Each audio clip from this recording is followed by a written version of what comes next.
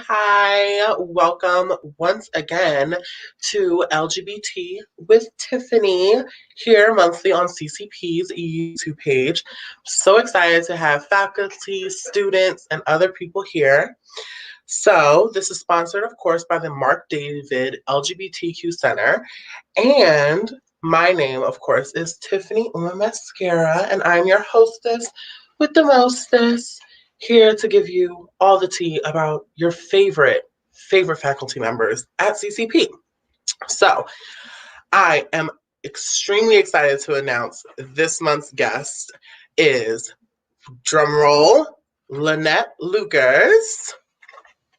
Yes! And Sajada Virgie. Hey, Hi. How are you all?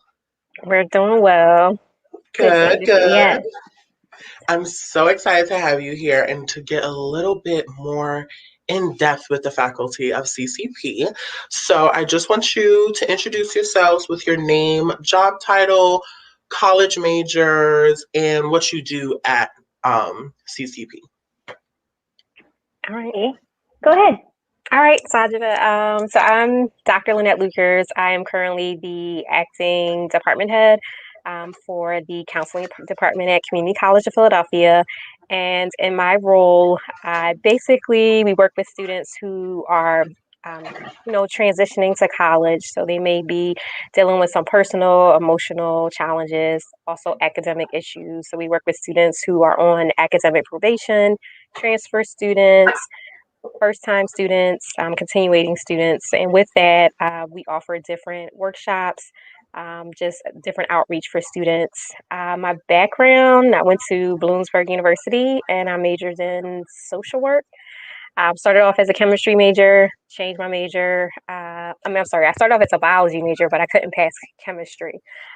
So took that about 3 times. Third time was a charm, and my parents said, you just need to move forward because you're wasting time and money. So then I changed my major to social work, and my experience at Bloomsburg, working in residence life, Greek life, really intrigued my interest to want to work in higher ed. So from there, I just chose the path and been working in higher ed for about 15 years now. Nice. Awesome. All right, so my name is Sajida. Thank you, Lynette. I learned something new about you there. So my name is Sajida Virgie, and I am it's a mouthful. I'm the coordinator for student life marketing and engagement, officially. And to be honest, I didn't really know what a lot of that meant when I started because my background was much more in digital marketing. I worked in higher education, and actually take a step back. So I'm always happy to say that I'm from Canada and I got my degree at Simon Fraser University on the West Coast. My husband says I always make that I put that into every conversation. So I wouldn't be right if I didn't let you know that I'm Canadian right off the bat. So I got my degree at Simon Fraser University, or SFU, and I graduated in 2010, quite a while ago now. And I started off, I guess, I got my degree in marketing and political science. So I thought I would do like marketing and like PR at some type of organization. And I think that some of my professors, they were like really geared on all right, I'm preparing you for downtown type mentality, very like corporate. Not that there's anything wrong with that, but I guess my path has always taken me in the public sector. And no matter how hard I tried to veer the other way, I always end up back in the nonprofit or public sector. So here I am. I started off in economic development, representing small businesses, made the switch to a community college back on the West Coast. And then I moved to Philly about 5 years ago and started at CCP, not knowing what CCP was all about. And now I'm so happy to be a part of this amazing organization, working with our wonderful students. So my job is, I guess when I started, I was told that it's what I make of it. And I think that pretty much sums up how it's gone for me, because I started off doing a lot of, I think we sort of talked about it as there's internal student communication and there's external. And I was supposed to be internal, and that's kind of what I am. We'll talk a little bit more about what we do a little later on. But kind of get to do a little hodgepodge of like everything. So I get to be involved with a lot of great engagement initiatives across the campus that really, in the end, provide our students with a really fulfilling, we hope, experience at the college that they take on as they move on to another institution or job. So in summary, that's kind of what we do. Yes. Oh my gosh, I'm so excited to have both of you here. That's so interesting that like both of your stories like started off in one thing and then just ended up in like this public kind of relations thing. Because I'm actually the same exact way. I actually wanted to be a vet. And I was in biology, but then couldn't pass chemistry. So I was like, I like people and I like helping. So like now I'm studying like human resources and human management. So that's really cool that like it's the same kind of story. Mm-hmm. So of course, here we're going to ask you some questions about what you do, some little personal questions to kind of get to know you, break the ice. So I'm really excited. This is my favorite question to ask anyone just when I meet them in general. And it is, what is your zodiac sign? Okay. So my zodiac sign, I'm a March baby, so I'm an Aries. So I celebrate my birthday usually the whole entire month of March. So my actual birthday is next Saturday. So I have an upcoming birthday, but yeah, my zodiac sign is Aries. Nice. Well, happy early birthday from this fellow Aries, because I'm April 10th. Okay. Gosh, yeah. So what's the first thing people tell you when they say you're an Aries? Because I get one word every time people say, "Oh, you're an Aries." What do you get? Usually people will say they would think I'm more of a Pisces, but sometimes people will say, what do I usually get? I'm trying to think. Usually people just say like, I can see that, or they talk about like the sassiness, which I'm like, that's not even, yeah, I get that. Yep. Yeah, everybody goes, oh yeah, you're fiery. So that makes sense. And I was like, thank you. I'll take that as a compliment because I think it's a compliment. It's always the first word. I'm a very I'm one of the signs that has one of the most general stereotypes. I'm a Cancer, so we always get told that we're emotional. So yes, I love Aries. I don't know a few Aries, but the Aries I do know, I just love because they just say what they feel, and I feel like that's very important. So especially in like what y'all do. So that's really cool. Awesome. So I'm honored to be in the presence of two Aries. So moving on, we want to know, what is like your favorite food of all time? If you could eat one dish for the rest of your life, what would that be?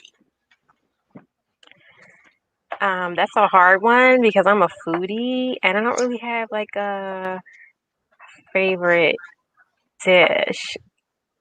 I don't know. That's so hard. Like if I were to be like favorite like junk food, I could kind of narrow it down a little bit. Okay, yeah. So let's do that. Favorite junk food, because I love junk food. It's one of my guilty pleasures. So yes, junk food. Okay. I think junk food from Go ahead. So junk food would probably be sour cream chips. I'm a chip person. And then followed by like dessert. Yeah. Yeah, because now I thought I had it figured out for junk food. Because I was going to say French fries. Because I've like never met a French fry that I do not like ever. And ice cream. Like, I love ice cream. Oh, okay. I would have to agree. There has to be something in my freezer at all times that is like some sort of sweet treat after dinner. Oh yes, absolutely. I feel like ice cream always just like, and it's a nice palate cleanser. Like it just leaves you very like refreshed. I love ice cream too. I would have to say fries.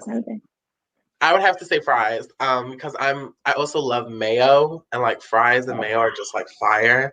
So yeah, I would have to say. I do love mayo. Yeah. This is like already making me hungry. Thinking about dinner. I'm going to be eating after this. I'm very excited. Yes. So, this is a very question that I honestly still even don't know what mine's is, but I'm very excited to hear. What is your guilty pleasure? Like your biggest guilty pleasure?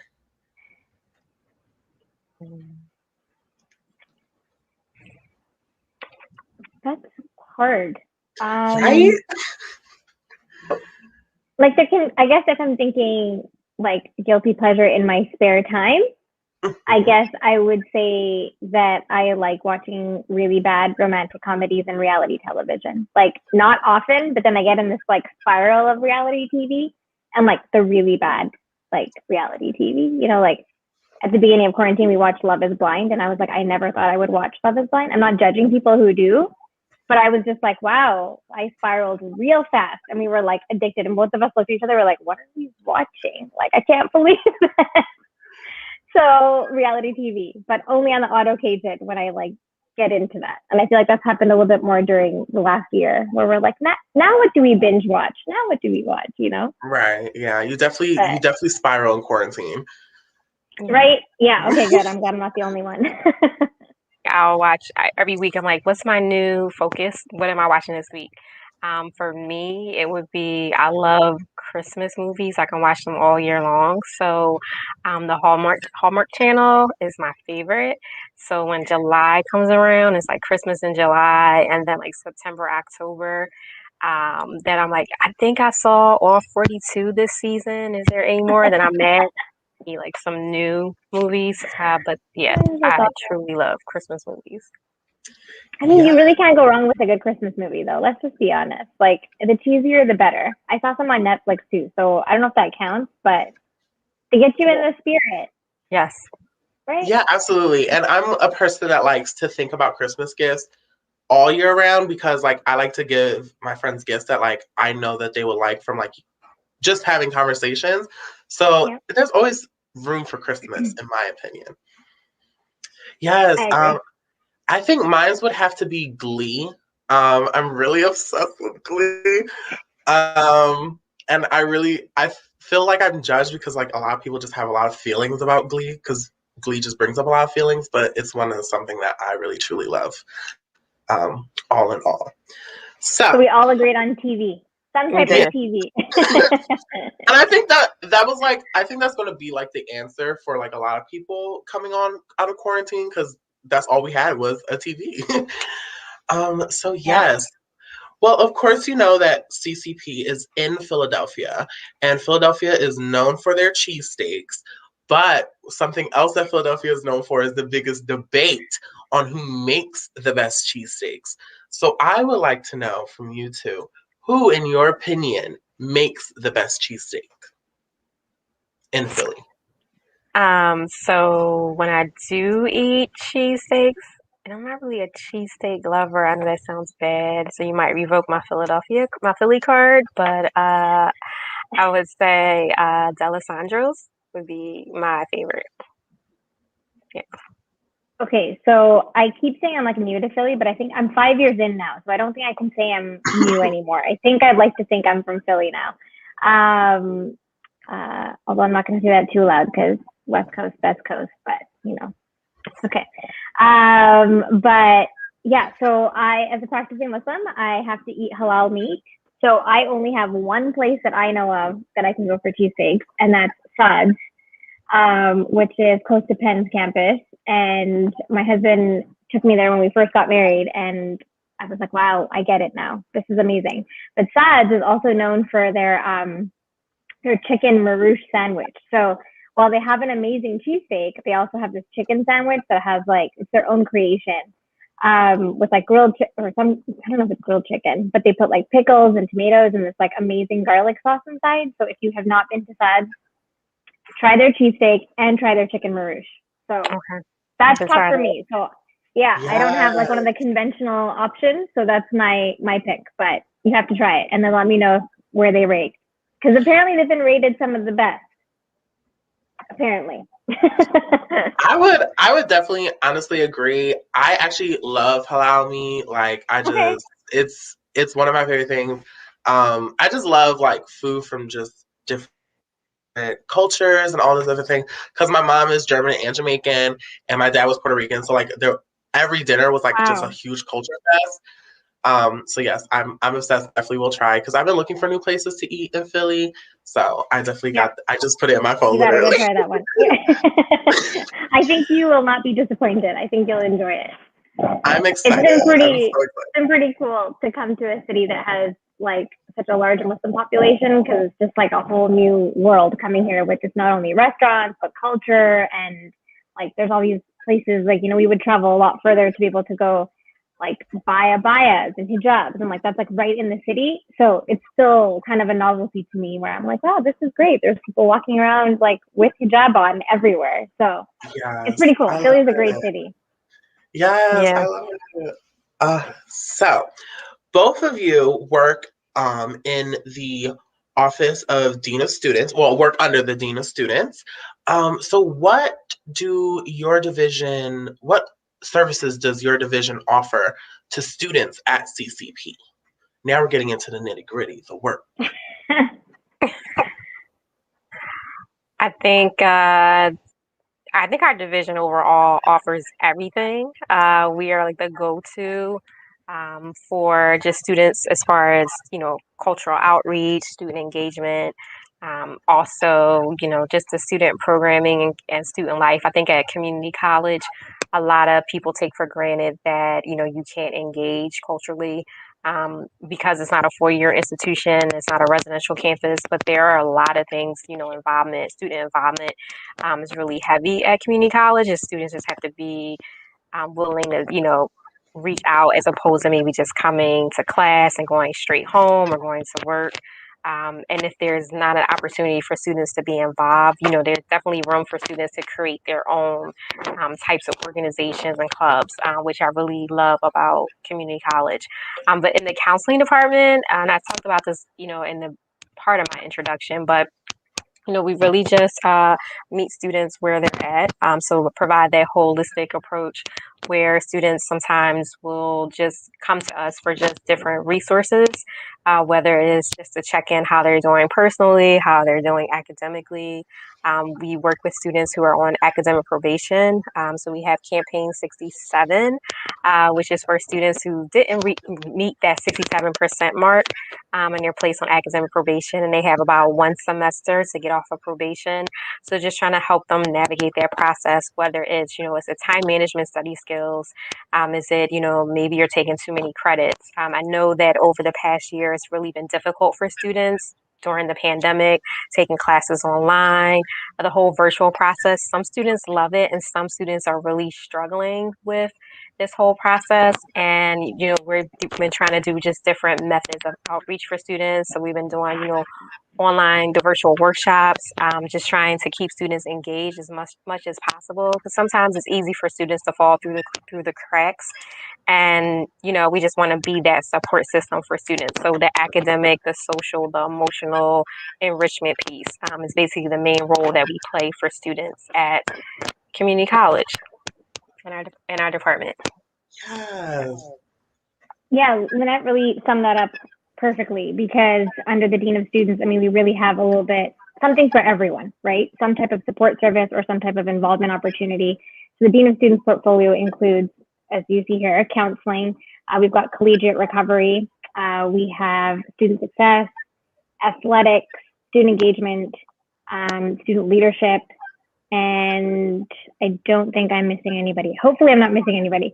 And then, we work with a lot of different offices across the entire institution. So, and we've had people that have been there for a few years. We've had people that have been on staff for up to 30 years. So they are, if we don't have the answer, we reach out to somebody on our team who may have access to somebody in a different department that will connect that service to that for that student. When we take that responsibility really seriously of providing a support network for our students and being able to connect them to that resource so that they can succeed during their time at the college, right? And I think that, as somebody that saw the benefit of being involved on campus, that's why I'm so passionate about what I do, because I was involved during my time in higher education, and I know how much it enriched my overall experience. I was involved in leadership programs and orientation, and it took me a little bit of time to get involved. I was like the first person in my family, like on my dad's side of the family, to go to college, right? So I was like learning everything at once, and I was always like afraid of like missing something. So I'd go check in with an advisor every semester. It was overkill, but for me, it was like I don't want to like take extra classes that I don't need, or I don't want to not take my, whatever it was. And that's my nature to, I guess, be like over prepared and like to overdo things. But it was all so new. But I did feel like I had that support, and I know how valuable that was for me to be able to be successful. And that's really why we want to be able to provide that for our students. So, yeah, I think in addition to having the support services, we also want them to have fun. We want them to leave. I think where I went to school, everybody was like, oh, it's a commuter campus. I went to a school at the top of a mountain. So it was like, you get up to the top, you know, it was a big deal. They're actually thinking about building a gondola to get up, like, because they had buses going up, but that's, you know, it wasn't far. It was like a 10-minute bus ride, but the buses are like, you know, struggling to make their way up. So yeah, it was qualified. It didn't really qualify because we had res, we had everything right there. But people were like, oh, it's a commuter campus. It's hard to get involved. So you can get involved, and it's so enriching when you do. So, you know, we are right in the heart of the city, and we have all these amazing opportunities to get involved. You know, in a non-COVID year, it would be, you know, there's ways to get involved with extracurricular things. We take you to Broadway, but there's also things within campus where it's like join this leadership program and get the certificate that looks great on your resume. So, you know, we are focused on the services, but we're also focused on enriching their experience overall. So kind of us in a nutshell. Wow, I love this. Okay, so as y'all are like explaining what y'all doing, I'm like, this is honestly not just like a show. This is, I feel like I'm just asking all the questions that I would ask if I was going like to CCP. And like that's so important because I'm in like a middle of a transfer of school, and I really do feel like extracurricular activities and like leadership opportunities are so important on a campus. And like that was one of the reasons why I left my old school, because it was just like, yeah, like, you know, going to school and then going right back to the dorm room was like cool and all.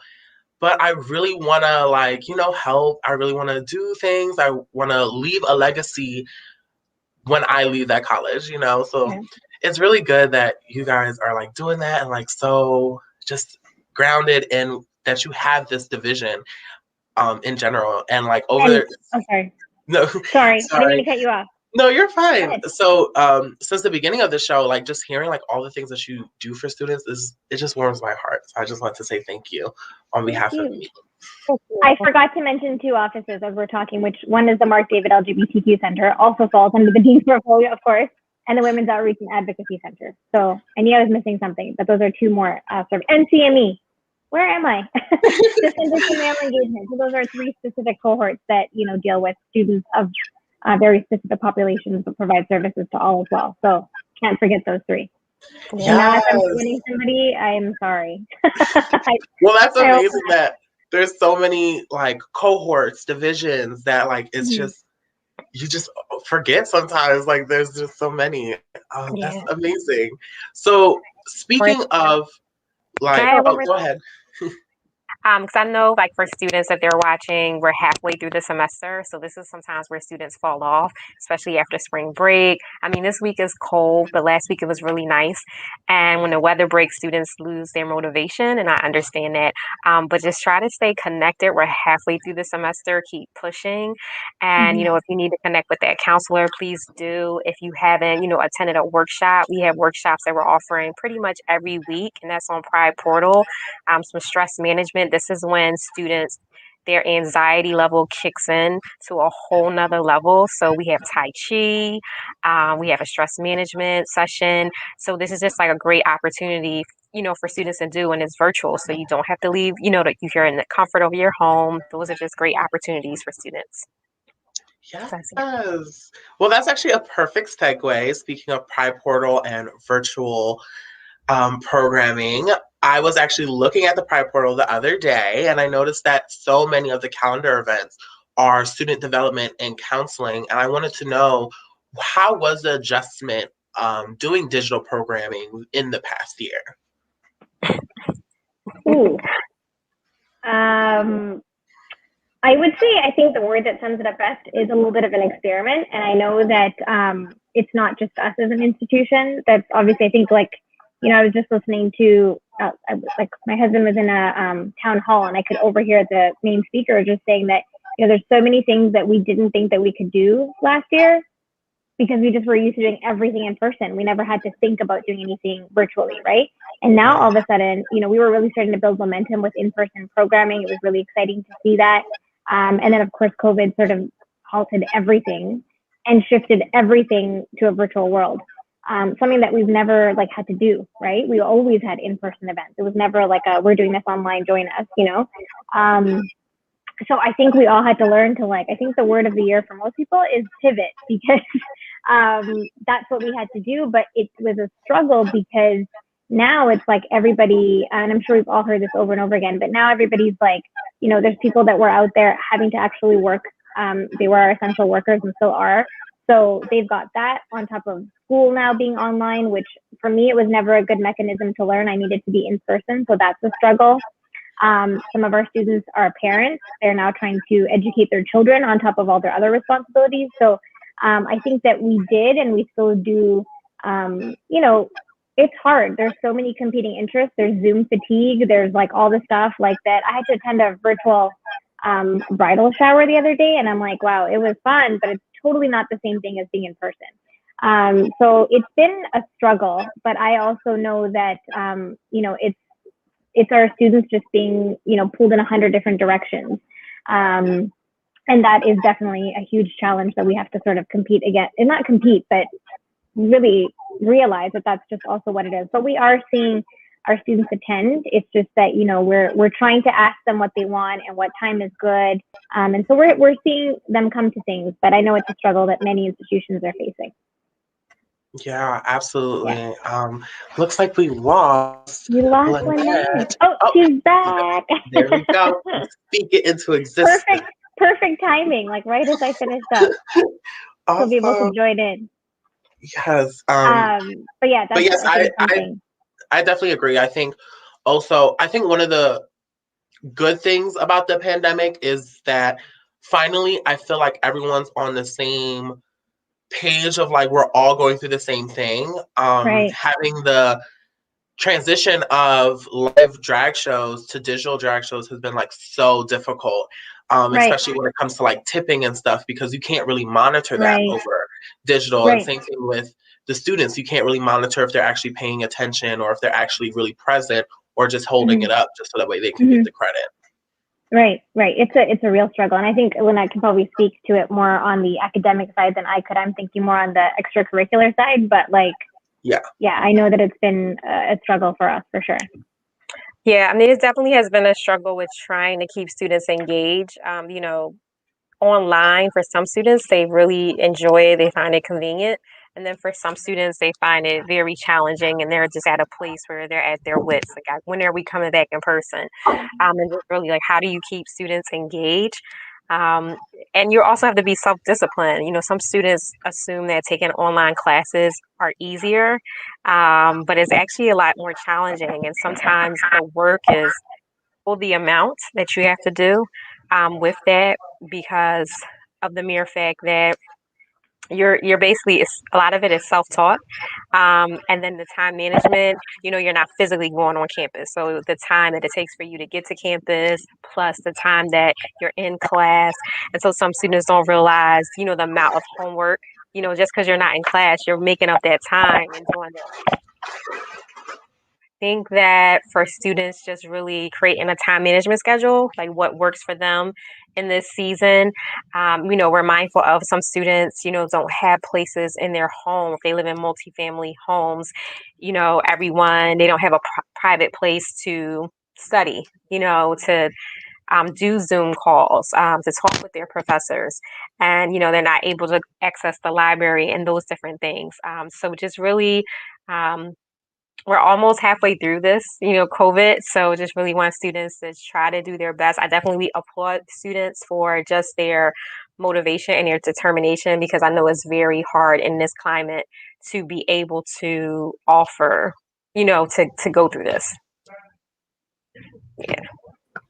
Yes. Oh, yes.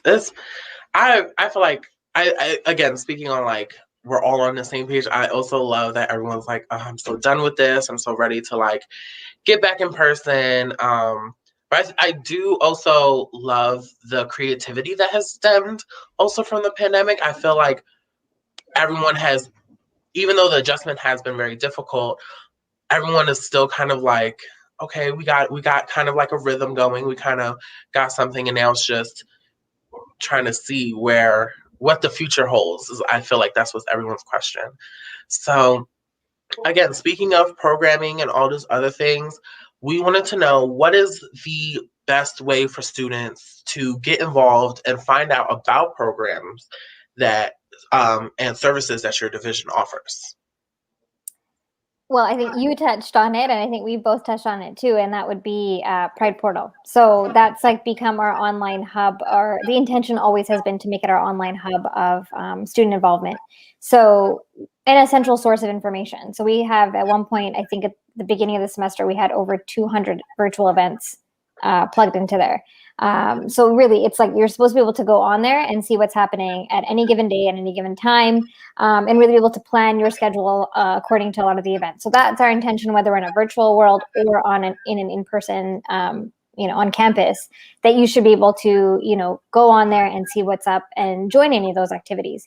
On campus, we have our signage system. So we have like TVs across campus that takes that information from Pride Portal, and it projects onto those screens, so that, again, there are other ways for you to know exactly what's going on campus on that day. And social media is a huge thing too. So we have a Instagram and Facebook page at CCP Student Development. So we try and highlight all of our divisions' activities and initiatives that are going on those pages. We update it every day. And then we have the college's social media as well, which is CCP EDU. That's their handle. And they have Instagram, Facebook, Twitter. And we also have Rory on TikTok, because Rory's been really busy in quarantine uploading videos of what they've been up to. So Rory's on TikTok at Rory at CCP. And Rory's been great at creating a lot of really fun content to keep us like energized and engaged. So if you're on TikTok, I'm old and don't know how it works, but Rory knows how to work TikTok really well, and they're on there. So I think it's social, because we're in a digital world. Like all the stuff that we used to be able to do on campus is definitely shifted to Pride Portal and Pride Portal and social media is our biggest way to know what we've been up to. Nice. Yeah. Awesome. So now that we got the questions out of the way, we're going to simmer down with a nice little LGBTQ trivia game, which I'm so excited for. I will explain the rules. So we will show like a Jeopardy style LGBTQ trivia question. And I will read it out loud. The first person to raise their hand will have the opportunity to answer. If they get it right, they get the point. If they get it wrong, the other person can then steal and go ahead and get the point. You can raise your hand before I finish reading the question, but please answer wisely, because each contestant only gets one guess. And the winner. Okay, pressure's on. Sajida is very competitive, so I don't really. I was like, we can raise her hand regardless. Right? Okay, Lynette, I'm not the most competitive person in our department. Lynette's been to like our potlucks, like where we played games, and I'm like, I'm gonna just sit in the corner and watch all of you play, because this is stressing me out. Like, I don't want to participate in this. I still have like I'm still, dealing with the emotions attached to that game day. It's still raw a year and a half later. Well, I have faith. I have faith that you're going to do great. Thank you. And the winner will, I can't speak. Oh my gosh.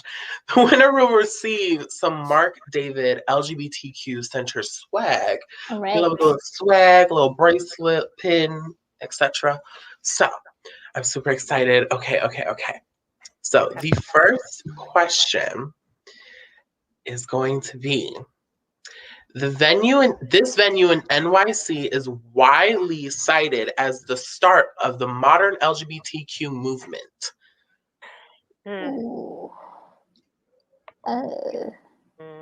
I'm Canadian, so I don't know. Really, I don't know, but I should know this, but I do not know it, unfortunately. So, Lynette. Is this like I'm assuming, a museum area? Oh, is this? No. A venue, not a street. I can't even use that I'm Canadian here anymore. It's like, just know this in history. But I just use that all the time as an excuse for things when I don't know them. Is that working? It's like, I feel like I remember reading this somewhere.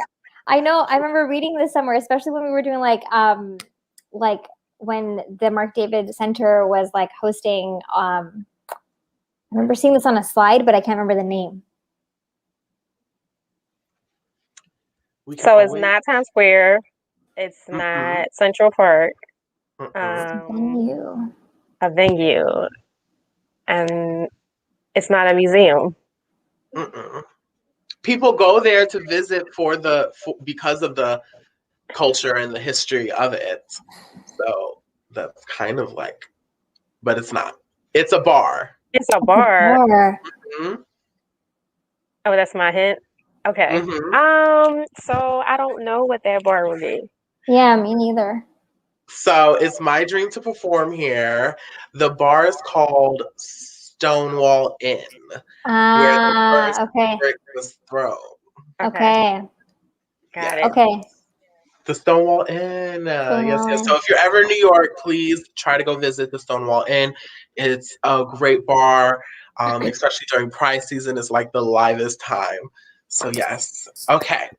So now the next question is, this word is an umbrella term for the community whose gender does not match the gender they were assigned at birth. Oh, that's this word is an umbrella term for the community. Raise your hand when you have the answer. Whoever raised the hand first. Say it again. I feel like Saj and I should just help each other. Yes, because like I feel like I'm also. I love teamwork. It's with the chromosomes. Wait a minute. I am drawing a blank.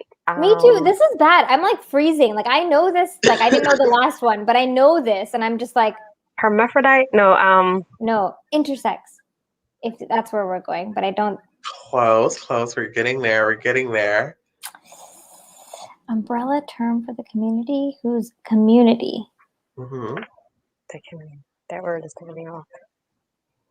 Vincent would not be happy with me right now. I've gone to all of Vincent's trainings. I know this stuff, and it's like just like literally like out of my brain. It happens when it's the pressure. It's really the pressure. I think that's what it is. I haven't been to school in a while. Can you tell? Like I work in higher education, but I haven't had to take a test in a while. It's not working for me. Ooh. Do we want to take another guess? One more guess? You're going to tell me and it's going to like hurt because I'm going to be like, of course, I knew that.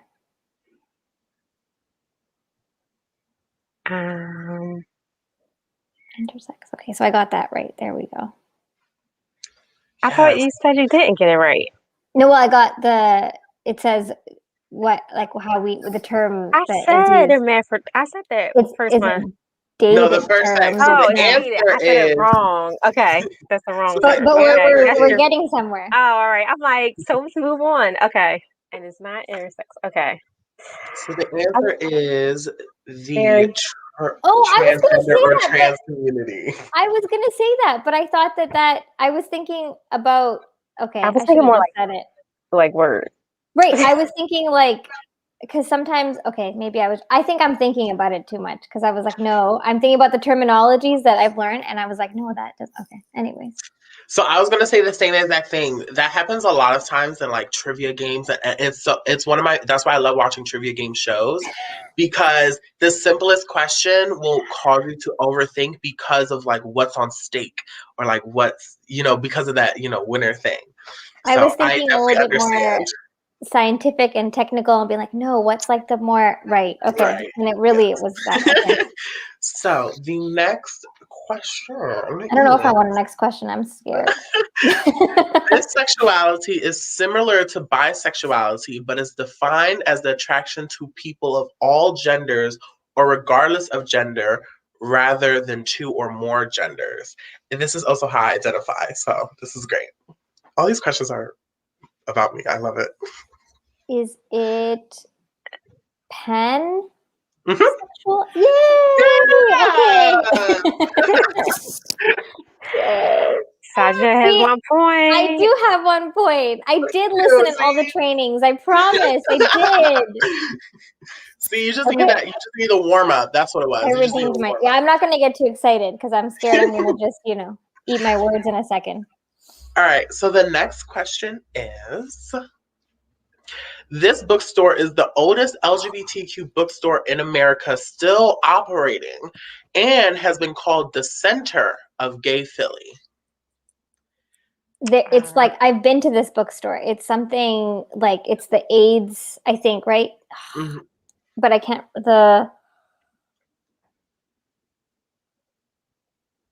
Come on, let's think. Do I get half point? I know it's something like I can see the bookstore. I can see.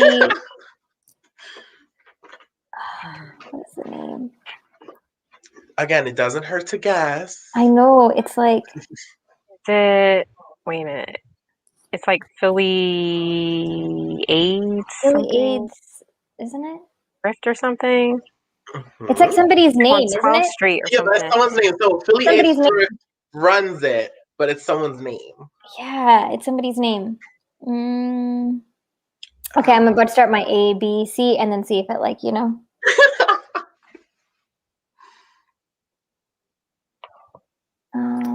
oh man. And it doesn't begin with David. No. A, B. Y'all, I'm actually blanking. I actually don't know this one either. Oh, I'm actually okay. blanking too. I've been there. I know.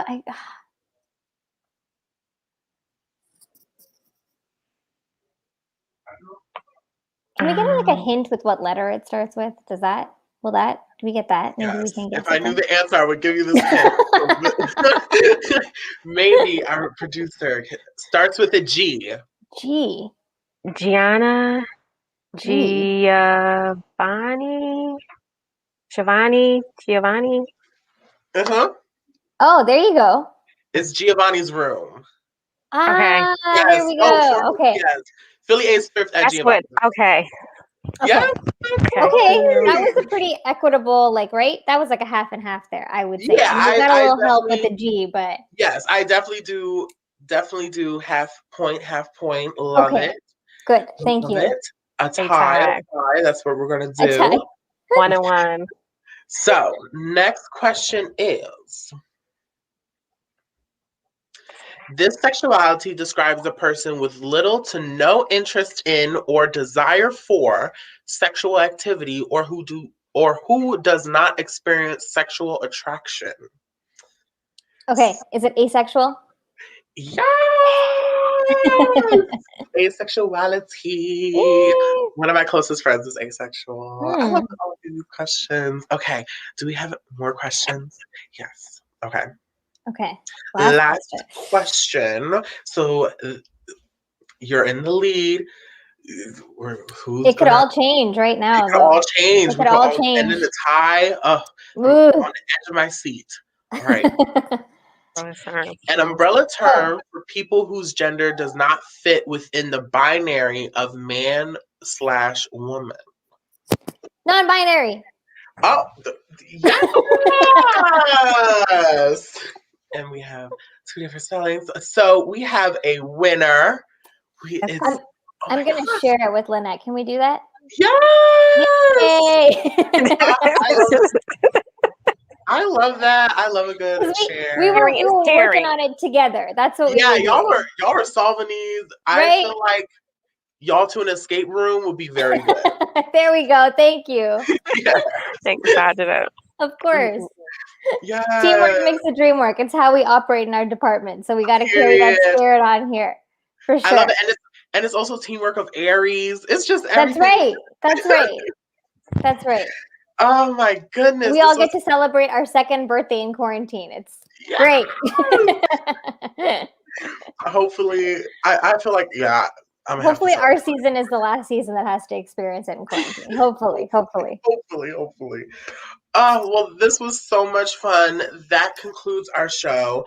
Thank you so much for joining us, Dr. Lynette Lookers, and Sajeda Vergie. It was so lovely to meet you and learn more about what your division does, and just all about y'all. It's been so much fun, and congratulations to both of you for winning.